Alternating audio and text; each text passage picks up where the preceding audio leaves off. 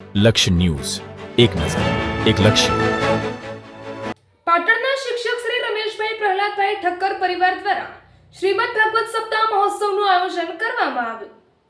વંદનીય કુંવરબેન વંદનીય પ્રહલાદજી કાશીરામજી ઠક્કર તથા ચિરંજીવી દર્શીલના મોક્ષાર્થે શાસ્ત્રી રશ્મિકાંતભાઈ રાવલના મુખારવિંદે શ્રીમદ ભાગવત સપ્તાહ મહોત્સવનું સુંદર આયોજન અધિક જેઠ વદ એકમથી સાતમ સુધી શિવકૃપા સોસાયટી સદભાવ હોસ્પિટલ સામે કરાયું છે.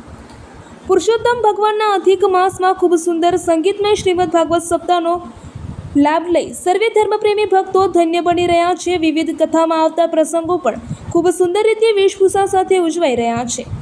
આ કથામાં વિશિષ્ટ સંતો, મહંતો તેમજ મહાનુભાવો અને સગા સંબંધીઓનું સુંદર મોમેન્ટો સાથે સન્માન પણ શોભનાબેન રમેશભાઈ પરિવાર દ્વારા કરાઈ રહ્યું છે.